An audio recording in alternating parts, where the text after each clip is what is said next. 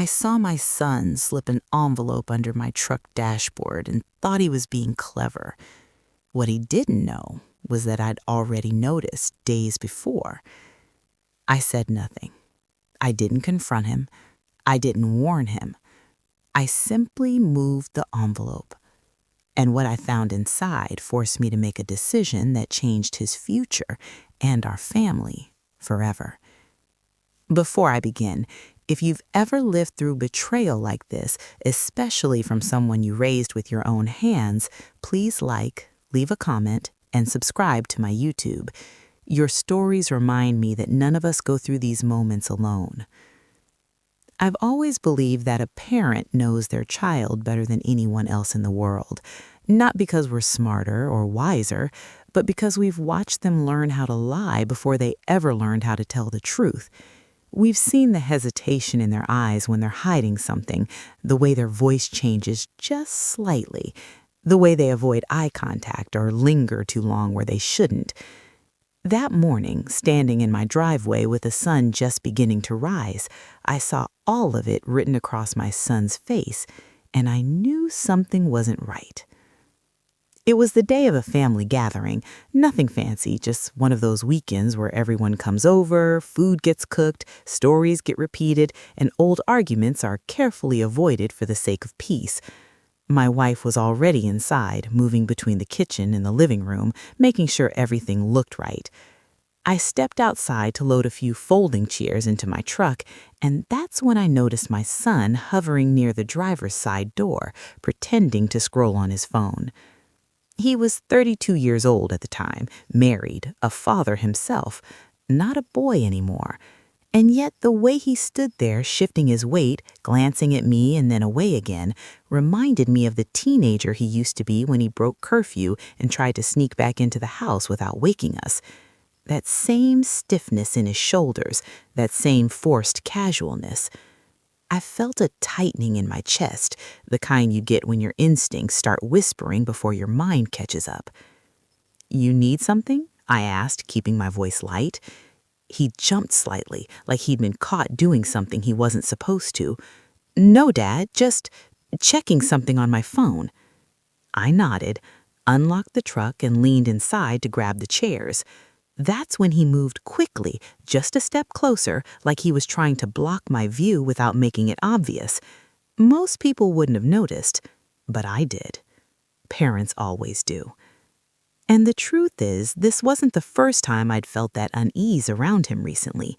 For weeks, maybe months, something had been off. He'd started coming by unannounced, usually when he knew I wasn't home, asking strange questions about my work schedule, about whether I still kept documents in the truck, about whether I'd fixed the loose panel under the dashboard yet. Each question had seemed harmless on its own. Together, they formed a pattern I couldn't ignore.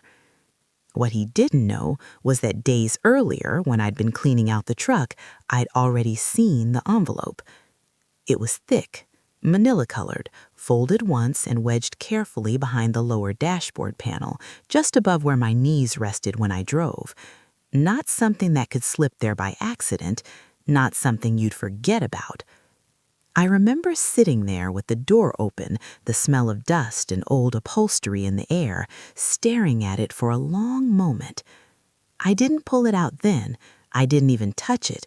I just put the panel back in place and closed the door, my heart pounding harder than I wanted to admit. I told myself there had to be an explanation. There always is, until there isn't. That morning, watching my son pretend everything was normal, I realized he thought the envelope was exactly where he'd left it. He thought he was oblivious. He thought I was the same trusting father I'd always been, the one who believed his child would never deliberately cross a line that couldn't be uncrossed. We loaded the chairs in silence. He kept glancing toward the dashboard, his eyes flicking there and then away again, like a nervous tick. When we finished, he stepped back quickly, relief washing over his face when I closed the door without going inside the cab again. "Everything okay, Dad?" he asked, forcing a smile. "Everything's fine," I said. And in that moment, I made a decision that would change everything. I decided not to confront him. Not yet. I decided to let him believe his secret was safe. The gathering went on as planned. Laughter filled the house. Plates were passed around. My grandchildren ran through the hallway, their joy loud and careless in a way only children can be. My son laughed too loudly at jokes that weren't that funny. He checked his phone constantly. He barely touched his food. I watched him from across the room, my chest heavy, my mind racing. I kept thinking about all the years I'd worked to give him a stable life, the long hours, the sacrifices I never talked about, the lessons I tried to teach him about honesty, about earning what you have, about respecting family. I wondered where along the way those lessons had started to fade. Later that night, after everyone left and the house finally went quiet, I went out to the truck alone. The air was cool. The driveway was empty. No one watching, no one pretending. I sat in the driver's seat for a long time without moving, my hands resting on my knees, listening to the ticking sound of the engine cooling down from earlier. Then, slowly, deliberately, I reached under the dashboard and pulled the envelope out. It was heavier than I expected. My name was written on the front in my son's handwriting, not bold, not rushed, careful, intentional. My stomach dropped in a way I can still feel about it now. I didn't open it right away. Instead, I sat there in the dark holding it, thinking about the boy he used to be, the boy who used to run to me when he scraped his knee, the teenager who swore he'd never lie to me again after I caught him and gave him another chance. The man sitting in my house earlier that day, smiling at me, hiding something that could tear us apart. Finally, I opened the envelope, and as I began to read, I realized this wasn't a misunderstanding. It wasn't a harmless secret. It was a plan, one that relied on my trust, my silence, and my assumption that my own son would never betray me in this way. By the time I finished reading, my hands were shaking, not with anger, with clarity. The kind that comes when a truth finally stands in front of you, undeniable and unforgiving. I put the papers back into the envelope, slid it into the glove compartment instead, and closed it with a quiet click. That click sounded louder than anything I'd heard all day. I went inside, locked the door, and sat at the kitchen table long after my wife had gone to bed. I knew sleep wouldn't come, and I also knew that whatever happened next would depend entirely on how I chose to respond. I could confront him, I could warn him, or I could do what he never expected. Nothing at all. I didn't sleep that night. I lay beside my wife, listening to her steady breathing, staring up at the ceiling as if it might offer me some kind of answer. Every few minutes, my mind replayed the words I'd read inside that envelope, the careful phrasing, the signatures, the dates circled in red ink like countdowns. This wasn't something thrown together in panic. It was calculated, thought out, and that was what hurt the most. By early morning, I understood something painful but important.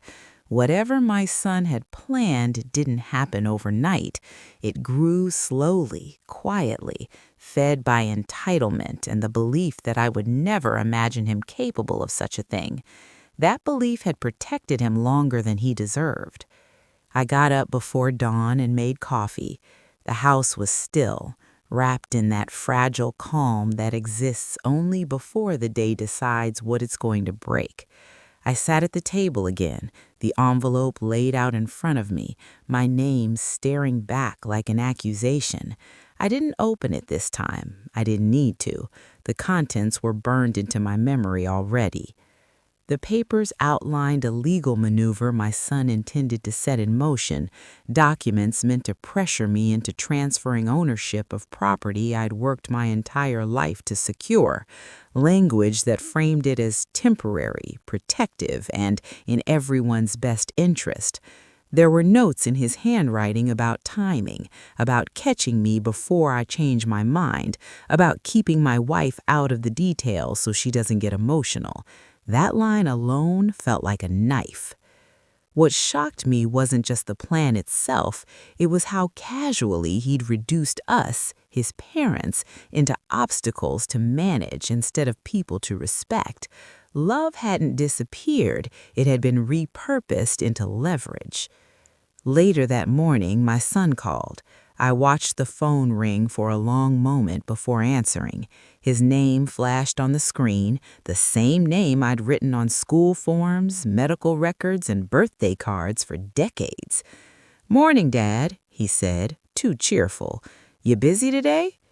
"Just having coffee," I replied. My voice sounded normal. That surprised me. "Oh, good. I was thinking maybe I'd swing by later. I left something in your truck the other day and wanted to grab it." There it was, casual, light, as if he were asking for a jacket he'd forgotten. "You don't need to do that. I cleaned the truck." A pause, just a fraction of a second too long. "Oh, okay. Did you, see anything?" I saw what I needed to see, and I let the silence stretch. When he spoke again, his tone had shifted. "Dad, I can explain." "There's nothing to explain right now. If you want to come by later, you can. We'll talk then." He agreed quickly, relief flooding his voice. He thought this was going better than expected. He thought I was softening. He thought wrong.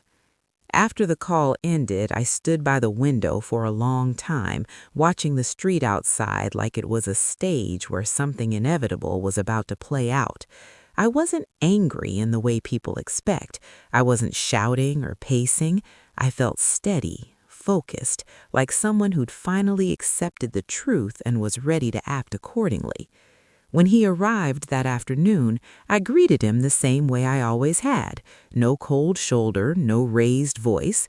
We sat in the living room, the same room where he'd opened Christmas presents as a child, where he'd announced his engagement, where he'd once cried when he lost his job years earlier and I'd reassured him we'd figure it out together. "I know about the envelope," I said simply. He swallowed hard. "Dad, I didn't mean for you to find it like that." "That's interesting, because it was hidden in a place you thought I'd never look." He tried to justify it, said he was under pressure, that his wife was worried about their future, that he was only trying to protect the family assets. Every sentence started with "I thought" or "I felt," as if intention alone could undo deception. I listened without interrupting. That seemed to make him nervous. He expected anger, tears, bargaining. What he got was silence. When he finished, I stood up and went to the hallway closet. He returned with a folder of his own. His eyes widened when he saw it. "I moved the envelope," I said, and after I read it, I spoke to someone. His shoulders tensed. "Who?" "A lawyer," I said calmly, "and an accountant, and then I updated my will." The color drained from his face. "You see, you assumed I wouldn't notice. You assumed I wouldn't understand. And you assumed that even if I did, I'd choose peace over principle. That assumption cost you." He tried to speak, but nothing came out. "I'm not cutting you out of my life, but I am cutting you out of decisions you thought you were entitled to make. The property you wanted control over, it's now protected in a trust, one you can't touch. The authority you hoped to gain quietly, it no longer exists." His voice shook. "So that's it? You're punishing me?" "No," I said softly. "I'm protecting myself and your mother, and I'm teaching you something I should have taught you sooner." He stood up abruptly, anger flashing across his face. "You could have talked to me first." "I could have," I agreed, "and you could have talked to me before hiding an envelope under my dashboard." That stopped him. He looked around the room, suddenly smaller, like he'd realized for the first time that the safety net he'd taken for granted had limits. When he left, the house felt heavier, but also clearer. I sat back down, exhausted in a way that had nothing to do with age. My wife came in later, and I told her everything. She cried quietly, not because of what we'd lost, but because of what we'd learned. That night, as I locked the doors and turned off the lights, I understood something deeply. Silence can be powerful. Observation can be protection, and trust, once broken, doesn't shatter loudly. It cracks quietly, forcing you to decide what kind of future you're willing to allow. The days after that conversation moved strangely, like time had thickened.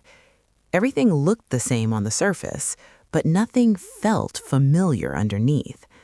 My son didn't call. That silence alone told me more than any angry words ever could. When a person believes they've been wronged, they usually come back swinging.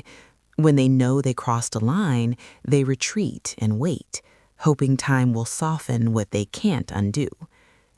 I went back to my routines: morning coffee, a short walk around the block, small repairs around the house I'd been putting off. From the outside, it probably looked like I'd gone on with my life without missing a beat. Inside, though, I was taking inventory of every moment I'd overlooked, every sign I'd dismissed as stress or adulthood or growing pains. Parenting doesn't end when your child grows up. It just becomes quieter and more complicated. My wife tried to keep things normal. She always has. But I could see it in the way she paused before speaking, the way she folded laundry a little slower than usual. At night, she'd ask questions that didn't really need answers. "Do you think he's okay? Did we do the right thing?"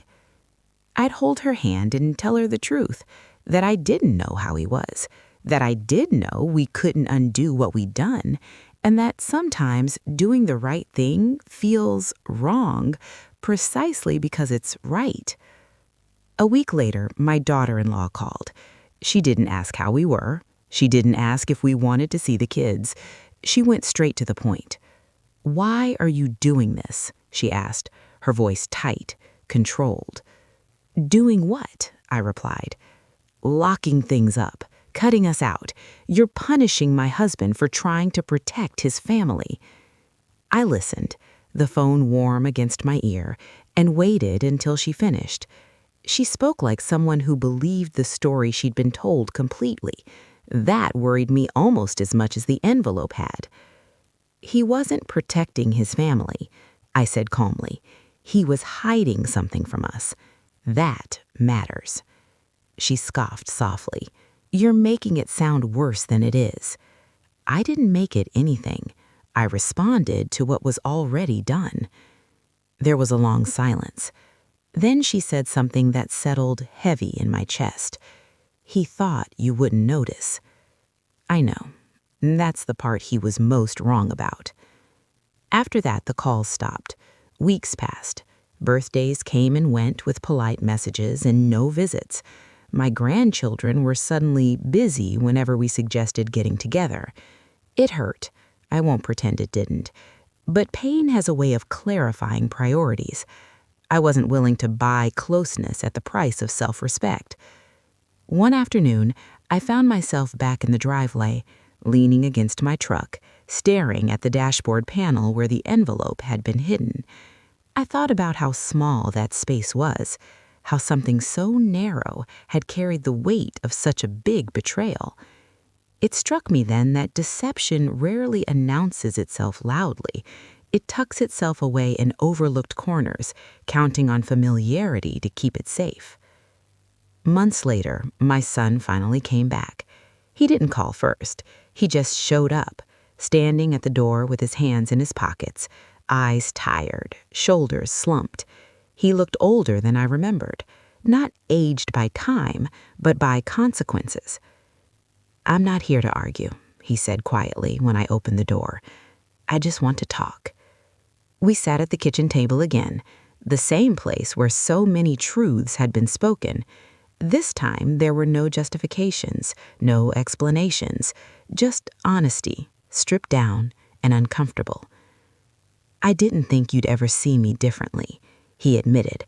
"I thought even if you found out, you'd forgive me right away."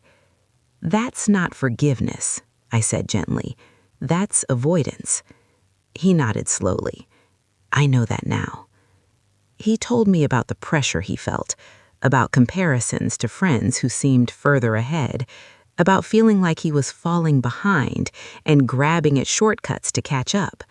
None of it excused what he'd done, but it explained how he'd convinced himself it was necessary. "I lost something that day," his voice breaking. "Your trust, and I don't know how to earn it back." I looked at him for a long time before answering. "I still love you. That didn't change. But love doesn't mean access. It doesn't mean control. And it doesn't mean immunity from consequences." He nodded, wiping his face. "I understand." After he left, I felt something shift. Not relief, not joy, but alignment. Like my values and my actions were finally standing in the same place. The envelope never came back. It didn't need to. Its job was done. It revealed what needed revealing. It forced a reckoning that words alone never would. And if there's a lesson in all of this, it's this: silence can be wisdom. Boundaries can be love. And sometimes the most powerful response isn't confrontation, but clarity. Because when someone shows you what they're willing to hide, it's not your job to pretend you didn't notice.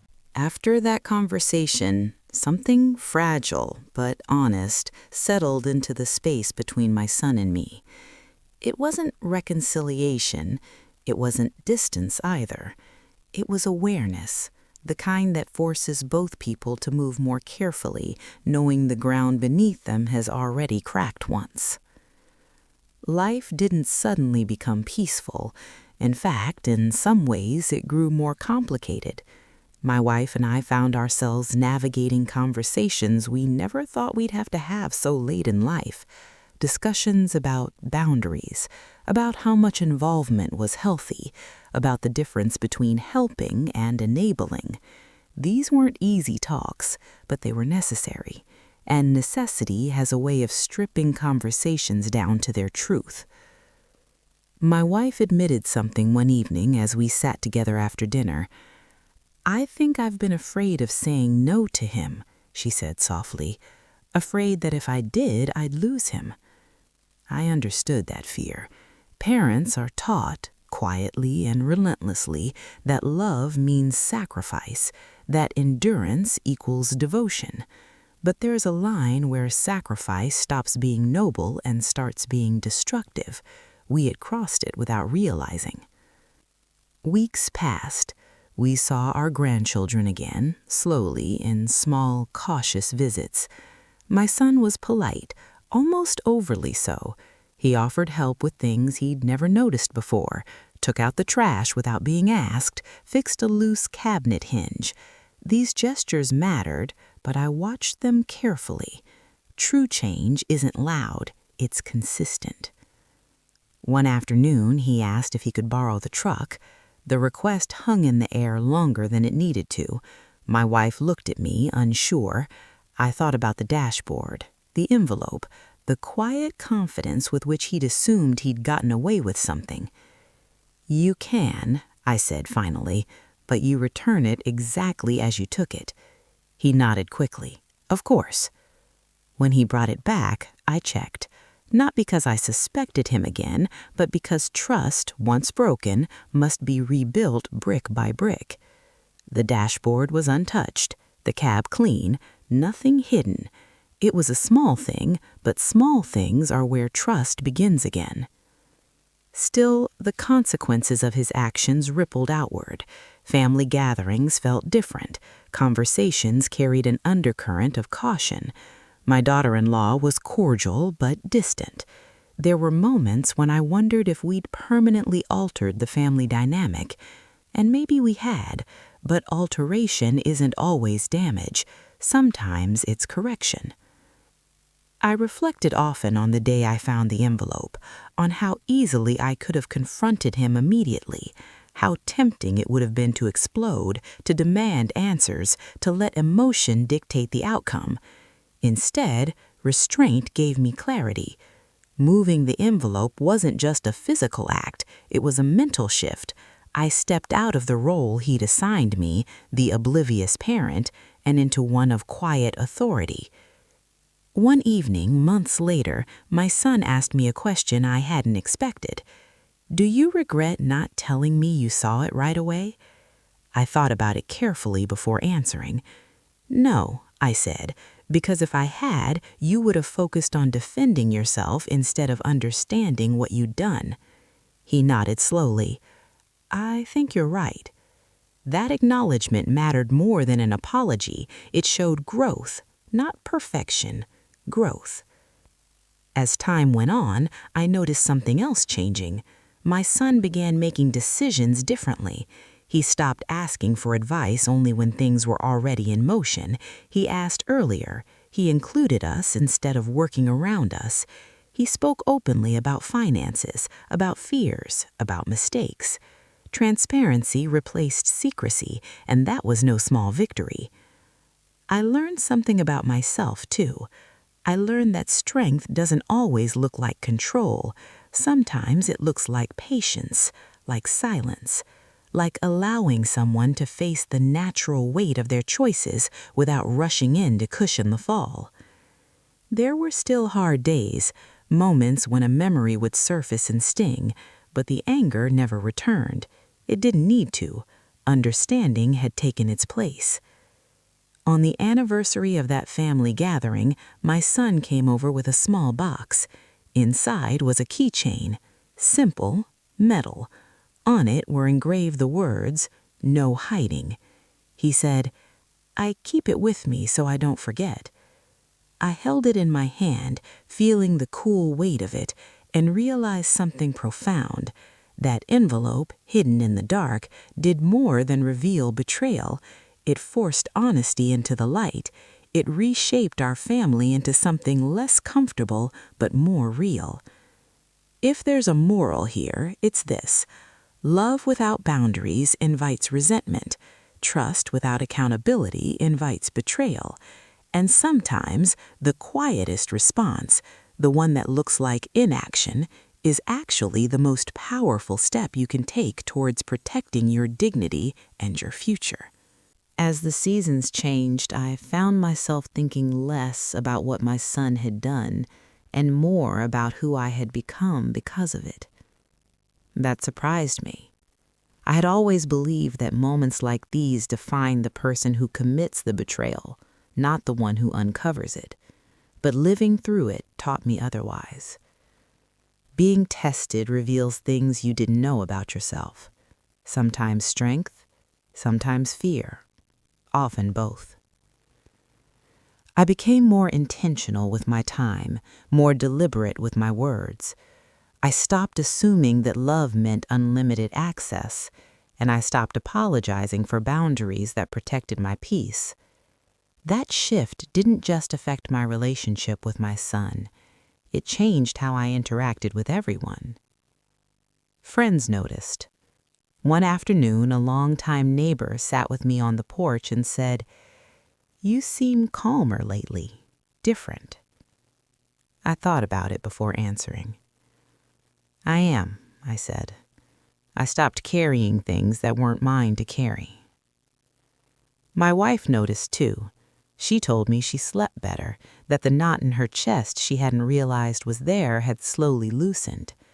We laughed more, not because everything was perfect, but because the tension of pretending was gone.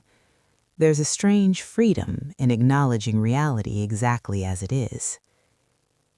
My son continued to show up, not with grand gestures, but with consistency. Calls just to check in, visits without requests attached, help offered without expectation. These weren't performances, they were habits forming. I let myself appreciate them without rushing to declare everything fixed. One afternoon, while working in the garage, he asked if I ever worried that setting firm boundaries would push him away permanently.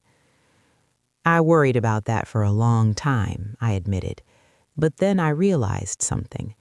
If someone can only stay close by crossing your boundaries, they were never truly close to begin with. He was quiet after that. I could tell the words landed somewhere deep. There were moments, though, when guilt crept in. Late at night, when the house was still, I'd wonder if I'd been too harsh, if I'd acted out of pride instead of principle. Those thoughts are persistent. They whisper doubts in the dark.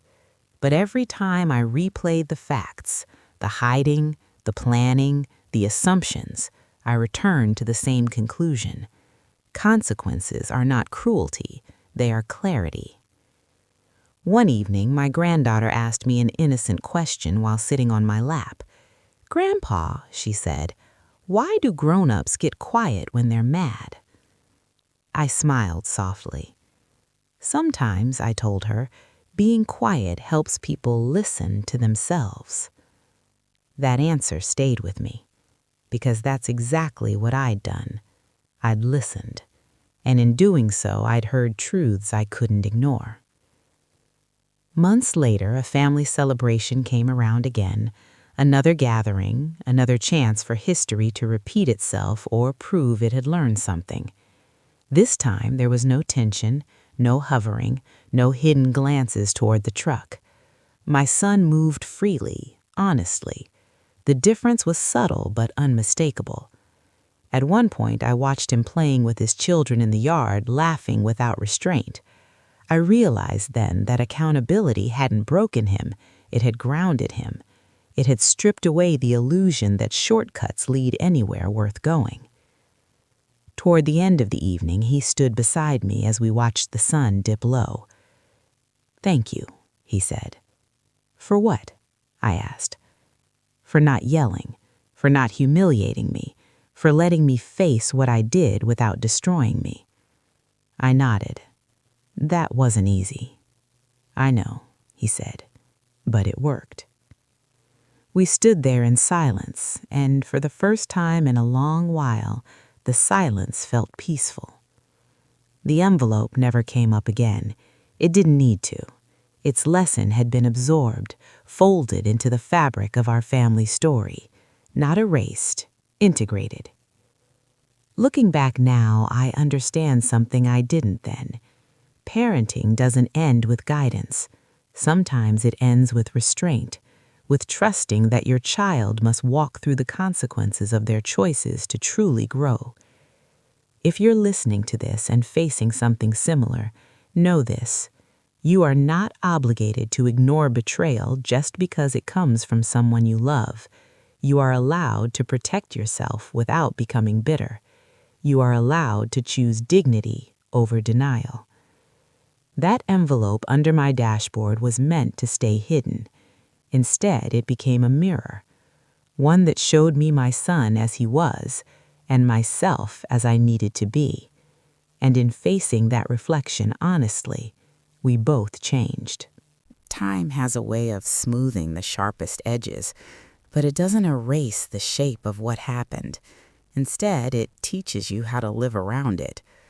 By the time a full year had passed since the day I found that envelope, the memory no longer burned.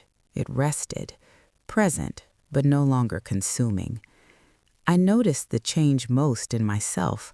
I no longer replayed conversations in my head. I no longer imagined alternate endings where I'd acted differently. Acceptance had settled in. Not resignation, but understanding. That's an important distinction. Resignation gives up. Understanding moves forward. My son had changed too, not in dramatic ways that beg for praise, but in quiet, reliable ones. He began talking openly about money instead of skirting around it.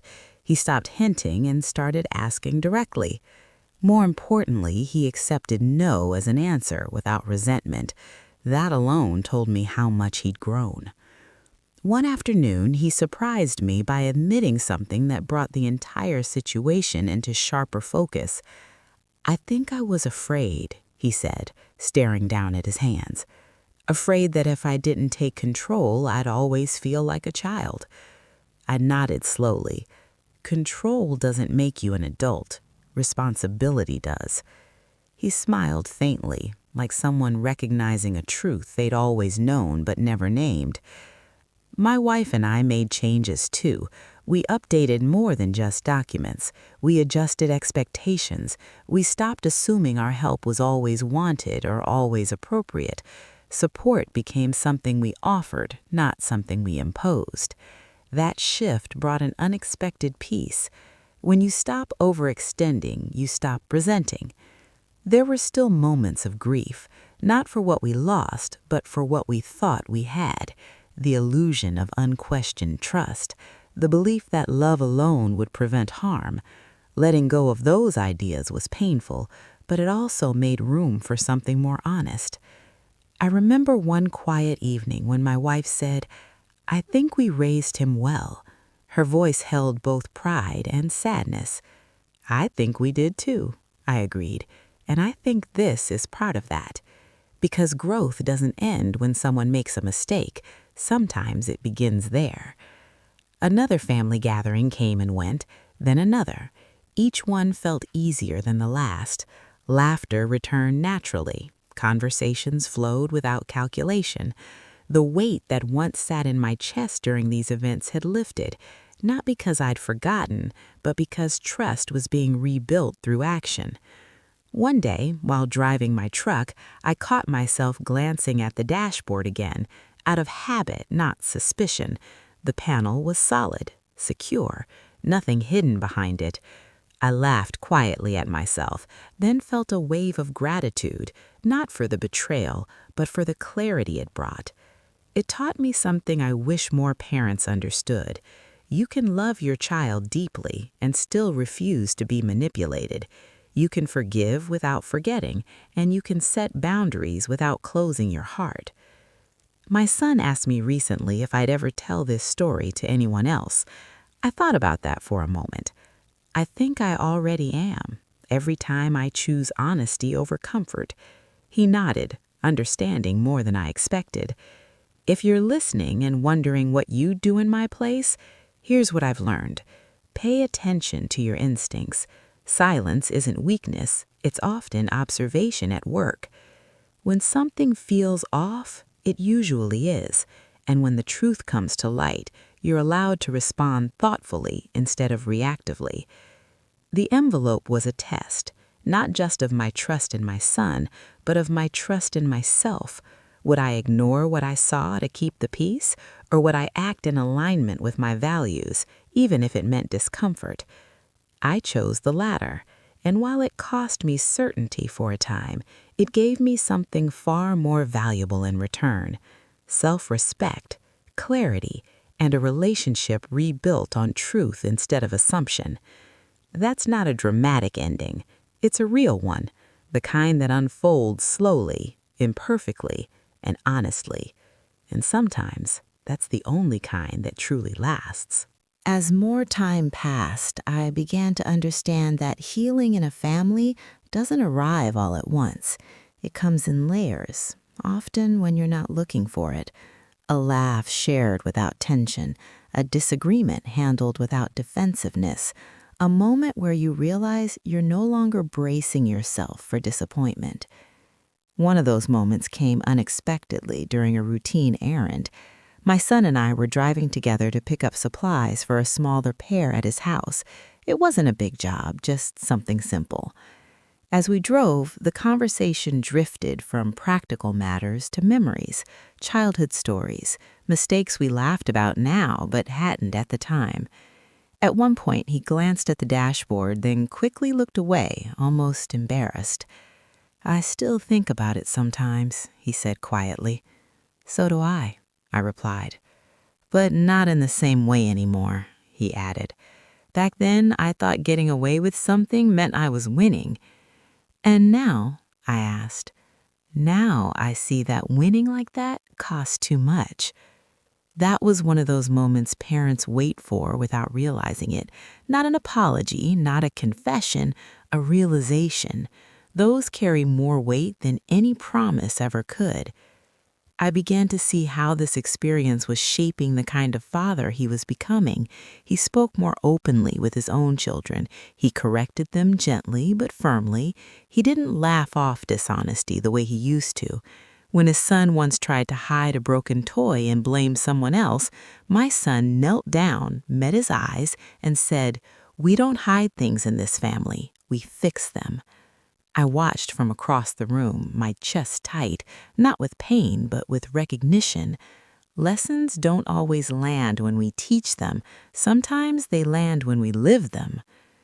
There was still difficult conversations about inheritance, about expectations, about the future. But those conversations were no longer loaded with fear. They were grounded in transparency. We spoke plainly. We listened carefully. We respected limits. One afternoon, my son asked me something that made me pause. "If you hadn't found the envelope," he said, "what do you think would have happened?" I considered it honestly. "I think you would have gone further," I said, "and I think that would have damaged us beyond repair." He nodded slowly. "I think so too." That acknowledgement closed a door I hadn't realized was still open. My wife noticed the difference as well. She told me she felt lighter around him, less guarded. Trust was returning, not as blind faith, but as earned confidence. That distinction mattered. Trust rebuilt this way is stronger because it's grounded in reality. We even found ourselves talking about the story itself, how easily it could have gone differently, how anger might have taken over, how silence could have been misused. But we agreed on one thing: awareness changed everything. The moment I chose to observe instead of react, the entire trajectory shifted. I started sharing that insight with others, quietly. A friend going through a conflict with his adult daughter, a neighbor struggling with boundaries. I didn't preach, I just listened and said, "Pay attention to what your silence is telling you." There's power in that. On a quiet evening, I found the keychain my son had given me tucked away in a drawer. No hiding. I held it for a moment, then placed it on my own keys, not because I needed the reminder, but because it symbolized something we'd both learned. Truth doesn't need to be forced, it needs to be honored. Looking back, I don't romanticize what happened. Betrayal is still betrayal, no matter how it resolves. But I no longer see it as a defining wound.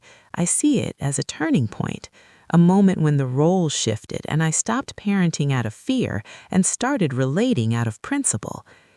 If you're listening and you're standing at the edge of a similar moment, here's what I'd tell you. You don't have to choose between love and self-respect. You can hold both. You don't have to rush to confrontation to prove strength. Sometimes strength waits, watches, and responds with intention. That envelope was hidden because my son believed I wouldn't look closely. What he learned, and what I learned too, is that real love pays attention, not to control, but to understand. And understanding, when acted upon wisely, can change the direction of an entire family. As the years continued to move forward, the story of the envelope slowly shifted from something raw and immediate into something reflective, almost instructive. It became a quiet reference point in my mind whenever life presented me with choices that required patience instead of impulse. I didn't speak of it often, but when I did, it was never with bitterness. It was with perspective.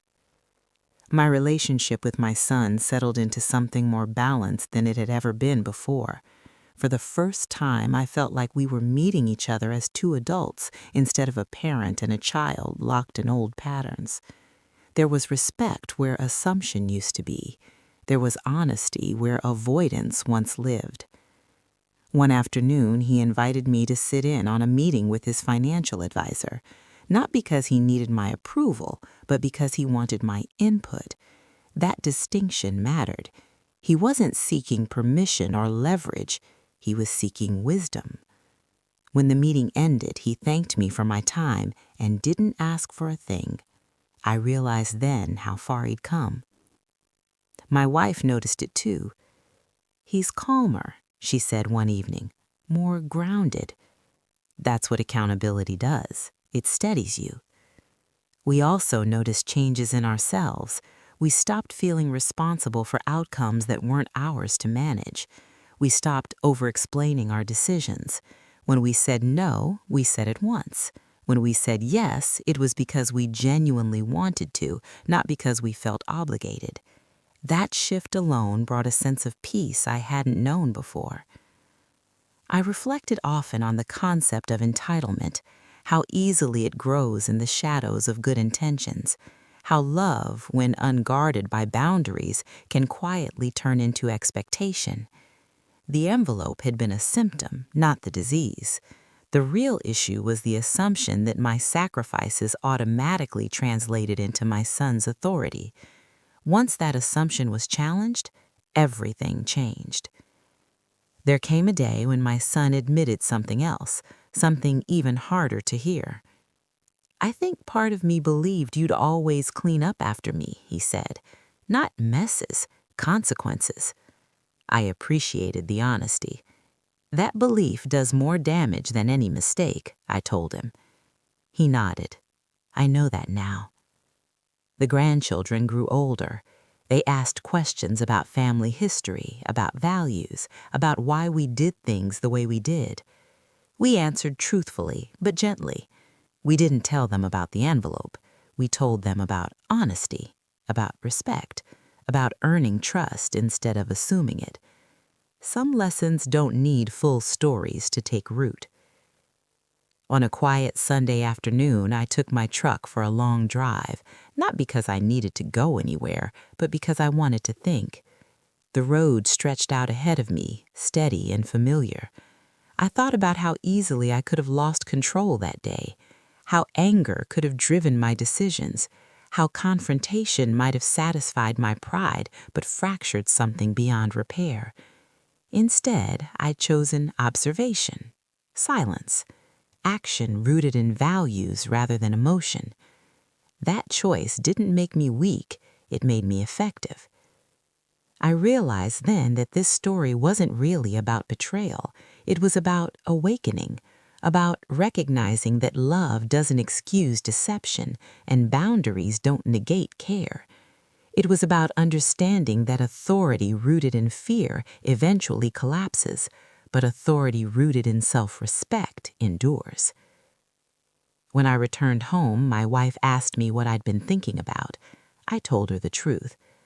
I was thinking about how close we came to losing each other and how quietly we saved ourselves. She smiled softly. Sometimes the quiet choices are the bravest ones. I believe that now. If you're listening to this story and feeling conflicted, torn between protecting your family and protecting your heart, I want you to know something. You're allowed to pause. You're allowed to watch. You're allowed to choose a response that aligns with who you are, not who someone expects you to be. That envelope was hidden in a place meant to go unnoticed. What my son didn't realize was that the most dangerous secrets aren't the ones we hide from others, they're the ones we hide from ourselves. When those come into the light, change becomes inevitable. This wasn't a victory story. It was a responsibility story, one where everyone had to grow up a little more, and growth, while uncomfortable, is always worth the cost. There's a moment that comes after every hard chapter in life when you realize the story has stopped asking you to react and started asking you to live. That's where I found myself now, not on edge, not waiting for the next shoe to drop, just living inside the reality we'd built since the day I moved that envelope. It didn't feel dramatic, it felt settled, and that, I learned, is what healing often looks like. My son and I never sat down and declared the past officially forgiven or erased. We didn't need to. The way we spoke to each other said enough. The way he showed up without an agenda, the way I listened without suspicion. Trust wasn't announced, it was demonstrated quietly over time. One afternoon, he asked me something that surprised me. "Do you think I'd have become this version of myself if you hadn't handled things the way you did?" I thought carefully before answering. "I think you would have become a version of yourself," I said, "but not this one." He nodded, absorbing that. "I'm glad you didn't rescue me from it." That sentence stayed with me because every instinct in a parent screams to rescue, to soften consequences, to step in before discomfort teaches its lesson. But restraint had been the greatest gift I could give him, even though it didn't feel like a gift at the time. My wife and I talk about that often now.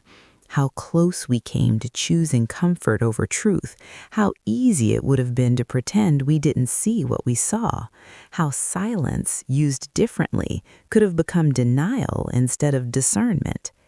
The difference was intention. We didn't stay silent to avoid conflict, we stayed silent to understand it. Years from now, people will only see the outcome, a functional family, shared holidays, laughter around the table. They won't see the invisible line we crossed together, or the discipline it took not to cross back into old habits. But that's how most real stories are. The hardest work happens where no one applauds. Sometimes when I'm alone, I think back to the exact moment I noticed the envelope under the dashboard. The stillness of the truck, the way my heart sank before my mind caught up. That was the moment everything could have gone wrong or right. The choice didn't come later, it came then. I didn't know what I was going to do yet. I only knew I wasn't going to pretend. That decision shaped everything that followed. If there's one thing I hope stays with you from this story, it's this. You are allowed to notice, you are allowed to take your time, and you are allowed to act in ways that protect your dignity, even when the person who tests it is someone you love deeply. Betrayal doesn't always arrive wearing cruelty. Sometimes it wears familiarity. Sometimes it sounds like justification.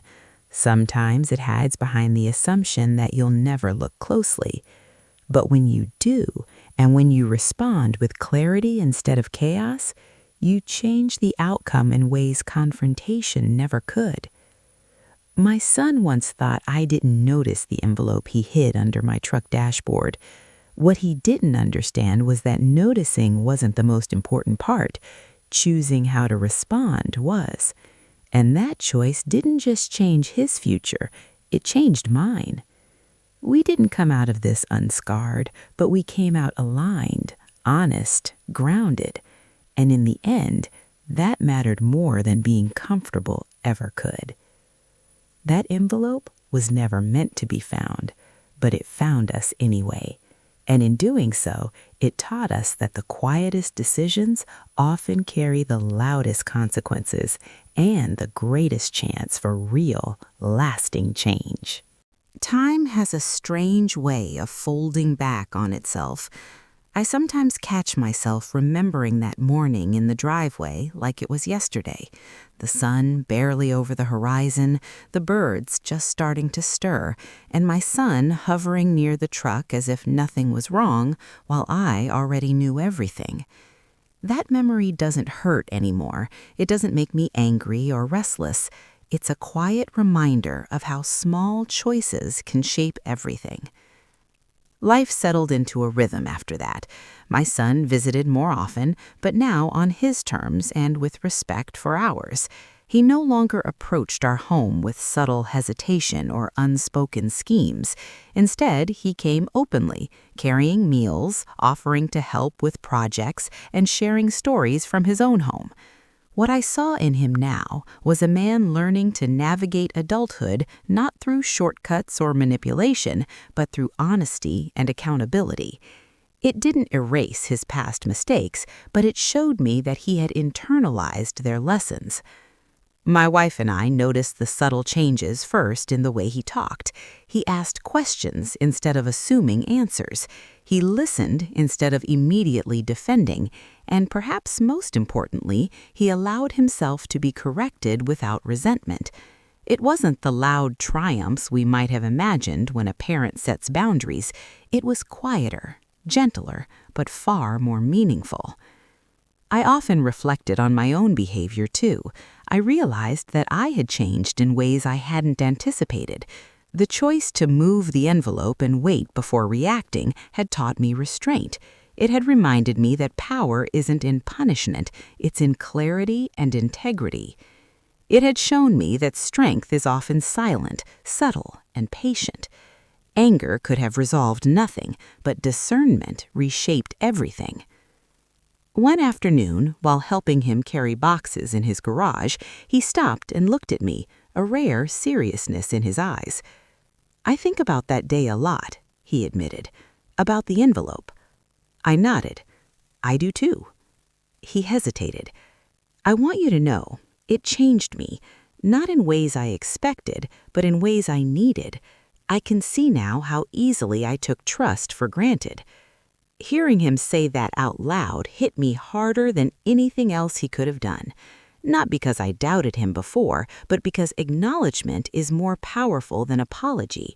He wasn't just admitting he'd made a mistake, he was understanding its weight. And understanding is what real growth is built on. Over the following months, our family dynamic shifted subtly but irrevocably. Conversations became more honest, visits became more relaxed, laughter returned to the kitchen and living room in ways that had been absent for months. I could see my grandchildren being raised in an environment where accountability wasn't feared, where honesty wasn't optional, and where love didn't excuse deception. I also noticed something about myself I hadn't expected. I began to feel lighter. The tension I had carried since discovering that envelope, the subtle, constant worry that our family might fracture, began to dissipate. Not because the threat was gone, but because I had learned how to navigate it with integrity. I had learned to honor my own values without holding grudges, without being consumed by resentment, without letting fear dictate my actions. That lesson, perhaps, was the most valuable of all. There were moments, of course, when I reflected on what could have gone differently, moments when I thought about confronting him immediately, yelling, demanding answers. Those moments were fleeting because I knew I had made the right choice. If I had acted out of impulse, I might have provoked defensiveness, broken trust permanently, and lost the opportunity for real change.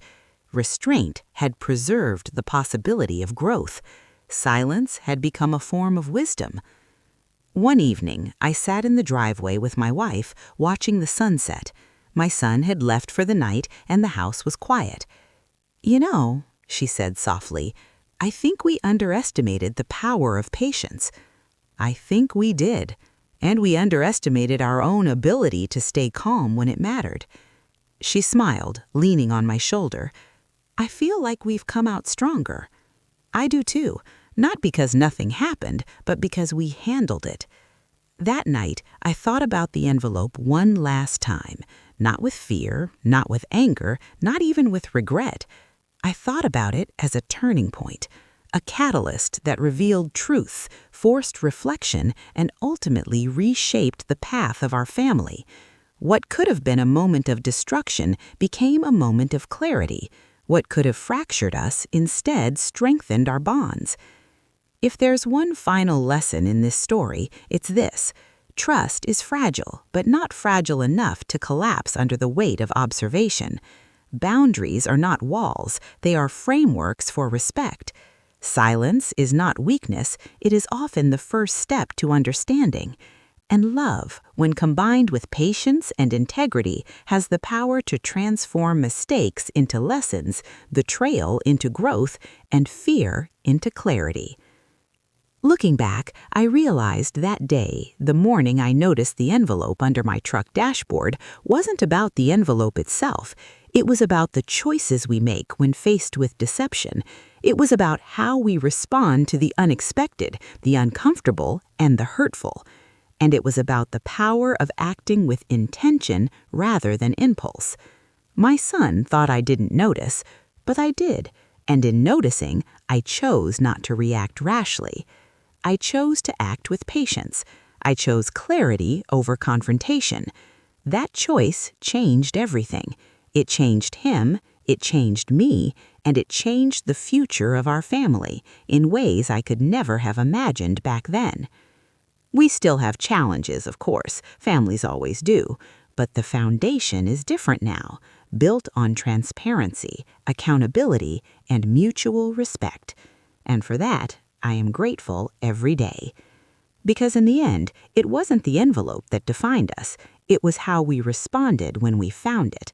And that response will stay with us for the rest of our lives. The story ends not with a dramatic confrontation, not with anger or regret, but with understanding, growth, and the quiet knowledge that some of the hardest lessons in life are the ones we learn in silence. And that, ultimately, is the story I hope others can take with them. Notice what matters, act with integrity, and never underestimate the power of patience.